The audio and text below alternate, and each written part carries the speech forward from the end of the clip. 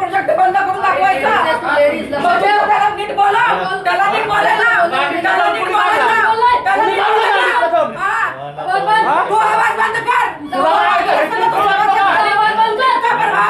बंद कर. तू आवाज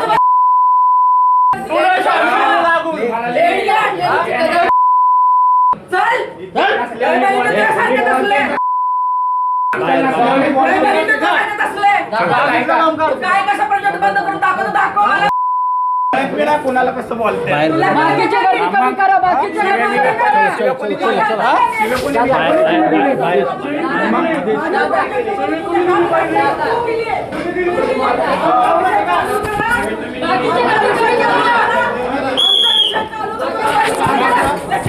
पैसे घ्यायचे हौस आले का?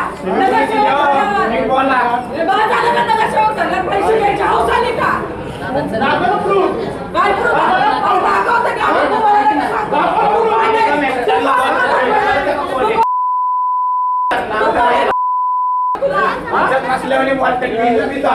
बाकीची गर्दी कमी करा. बाकीची गर्दी कमी करा.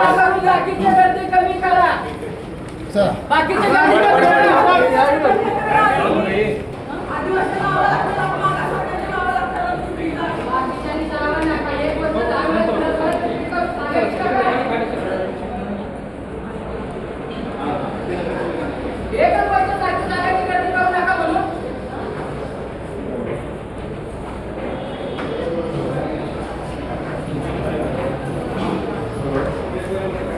त्यांना टक्केवारी हवी होती, त्याच्यामुळे हा वाद झालेला आहे. त्यांच्या मनमर्जीतला ठेकेदार आहे तो RR धोत्रेज आहे. त्यांच्या घरापाशी राहणारा व्यक्ती आहे आणि त्यांना त्याच माणसाला काम पाहिजे, त्याला टक्केवारी पाहिजे म्हणून त्या माझ्या अंगावरती धावून आल्या. माझ्या प्रभागातलं हे काम आहे, माझी नगरसेविका झाल्या तुम्ही, मी स्टँडिंग आहे, तुम्ही अजिबात ह्याच्यामध्ये लक्ष घालायचं नाही. आता मी तिथली मालकी नाही, मी बघून घेणार. ह्याच्यावरनं वाद झालेला आहे. पण मूळ प्रकरण काय आहे नेमकं? त्यांना वसतिगृह होऊ द्यायचं नाहीये. टक्केवारी त्यांचं मूळ प्रकरण म्हणजे टक्केवारी. नेमकं का कधीपासून त्याचं काम? 2018 पासून. काय स्टेटस? 2018 पासून त्याचं काम चालू आहे. 4 मजले आता बांधकाम पूर्ण झालेलं आहे, पाणी टाकीचं वगैरे काम झालेलं आहे.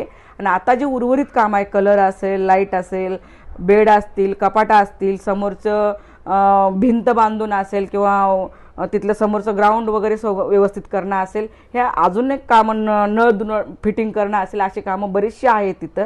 त्या कामाचं 3 कोटीचं म्हणजे 2,20,00,000चं GST वगैरे कट होऊन कोटी ह्याचं काम लागलेलं आहे. त्याच्याच मर्जीतलं त्यांनी तो ठेकेदार बसवलेला आहे आणि त्यांचं ते टक्केवारीसाठी त्याच्यासाठी तिथं येऊन त्या पाठपुरावा करत आहेत. आणि कारण ही मी जर 2018 पासून जर मी काम करत असेल आणि तू माझी नगरसेविका, मी आता स्टँडिंगच आहे, हा रुबाब दाखवणं योग्य नाही आहे. मला माझी टक्केवारी मला घ्यायची, मला माझं असं झालं, ह्या त्यांचे गुंड वगैरे घेऊन येऊन धमकवणं हे आम्हाला मला बरं वाटलेलं नाही, योग्य वाटत नाही आहे. आज जर तुमचं भांडण झालं तर त्याच्यामध्ये शिवीगाळीपर्यंत प्रकरण गेलं आणि महानगरपालिका आणि सगळीकडे चर्चेचा विषय बनलाय. एवढा संताप का झाला तुमचा? कारण आदिवासी मागासवर्गीयांच्या मुलींचं व्यथा ज्या आहेत ना, पारधी समाजातल्या त्यात पारधी समाजाच्या व्यथा ह्या नगरसेविकांना माहिती नाहीये. समाज म्हणून तर ह्यांना कुणालाच माहिती नाहीये. प्रत्यक्षात समाजामध्ये जाऊन जेव्हा ह्या काम करतील ना, पालापाडामध्ये जाऊन जेव्हा ह्या काम करतील ना, जेव्हा मुलीवरती, महिलांवरती अन्याय अत्याचार होतो, त्यांच्यावर बलात्कार होतो, त्यांना शिक्षणापासून वंचित ठेवलं जातं, हे जर त्यांना माहिती राहिलं असतं तर त्यांनी टक्केवारीची भाषा केलीच नसते. ह्याच्यावरनं वाद पेटलेला आहे. बरं, आता तुमचं काय पक्षश्रेष्ठींशी बोलणं झालंय का? तुम्ही याच्याबाबत तक्रार करणार आहेत का? मी पक्षश्रेष्ठीकडे तक्रार करणार आहे. पक्षश्रेष्ठींनी माझी बाजू त्यांच्याकडे मी मांडणार आहे. त्यांनी माझी बाजू समजून घेतील एवढीच माझी अपेक्षा आहे. आज तुमचं कोणाशी बोलणं झालंय का? आज माझं श्रीनाथ भीमाले साहेबांशी माझं बोलणं झालं. श्रीनाथ भीमाले साहेबांनी त्यांना बोलावून त्यांनाही समजूत घातलेली आहे.